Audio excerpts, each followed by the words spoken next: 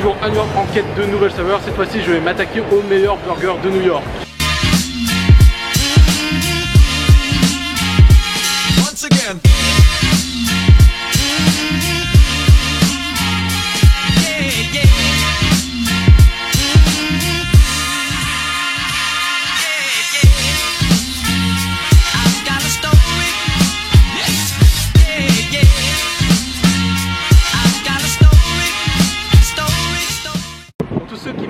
Au quotidien savent que je suis un grand fan de burgers. Pour la petite histoire, j'ai été nourri depuis tout petit au McDonald's.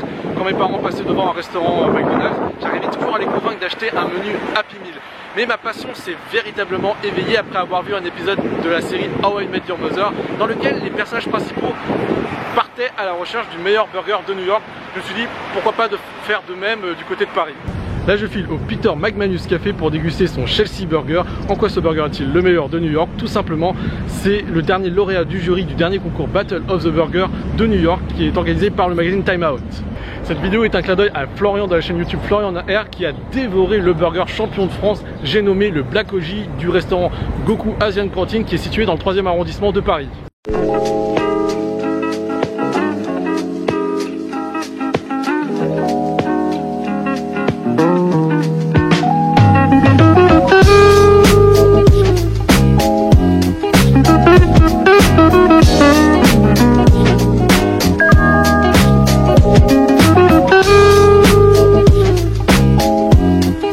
Comme laissé supposer le nom du restaurant, il s'agit d'un pub irlandais.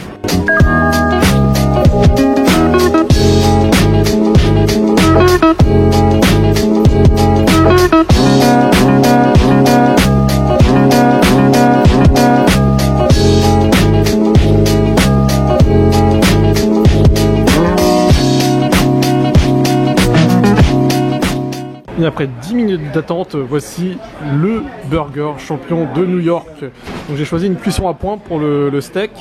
Là vous pouvez voir, c'est un buns qui est dans sa plus pure tradition des formes. Donc il y a quelques graines de sésame. Moi j'apprécie la tranche de bacon ici et on a le choix de monter soi-même son burger. Donc on a cornichons, tomates, oignons, salade, frites. Donc je vais le monter. On va voir ce que ça va donner au final.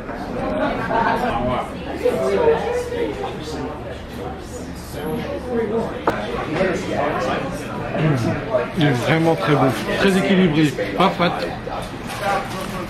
Tout ce que j'aime en tout cas. En quittant le pub, je me suis rendu compte qu'il ne s'agissait pas seulement d'un lieu pour boire et manger. Une personne sympa qui était assise à côté de moi m'a raconté qu'il y a eu plein de films et de séries télé qui ont été tournés dans cet établissement. Notamment le film Very Bad Cops avec Mark Wahlberg et Will Ferrell, les séries Seinfeld, Highlander et plus récemment Jessica Jones. Pour la petite précision, il s'agit du bar tenu par Luke Cage pour ceux qui ont vu la fiction diffusée sur Netflix.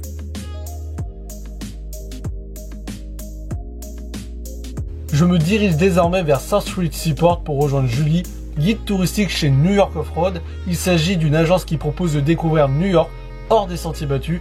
Ce n'est pas la première fois que je fais une visite avec Julie. J'ai visité avec elle Greenwich Village, Soho, Little Italy, Chinatown et Harlem. Et cette fois-ci, je vous propose de me suivre dans le quartier de Red Hook à Brooklyn, mélange entre village de pêcheurs et atmosphère Far West qui attire aujourd'hui de nombreux artistes. Et pour la petite histoire, Red Hook est un ancien port important d'Amérique et autrefois un quartier hostile où Al Capone fit ses premières armes.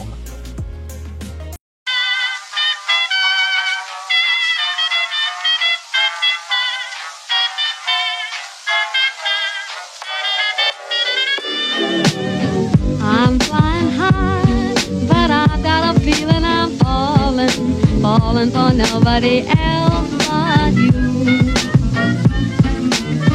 You caught my eye, and I've got a feeling I'm falling. Show me the ring and I'll jump right through. I used to.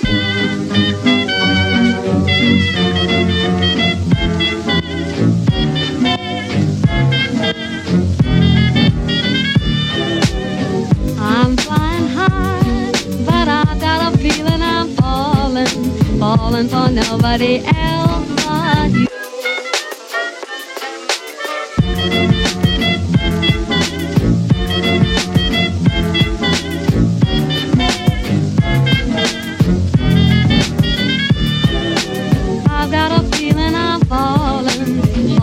nobody else but you.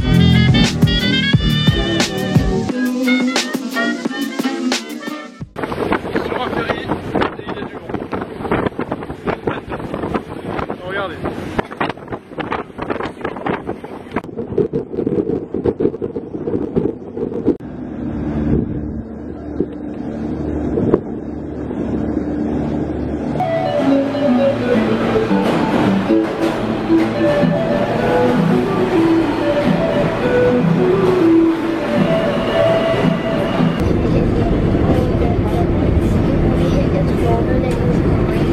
Si vous n'avez pas le temps de passer au Peter McManus Café, sachez que je conseille toujours aux gens d'aller à Shake Shack car c'est un fast-food iconique de New York.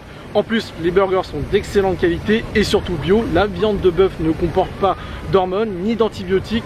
Cependant, si vous croisez un White Castle, sachez que vous mangez un bout d'histoire car cette chaîne de restauration rapide est le tout premier fast-food de burgers du monde. Elle a été lancée en 1921 et elle n'existe qu'aux États-Unis.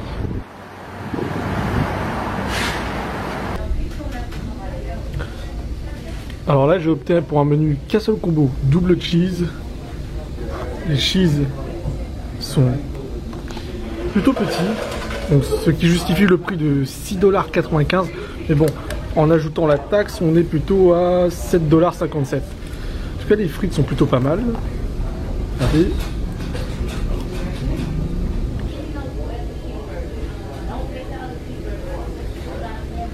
C'est vraiment pas mal du tout. Bon appétit.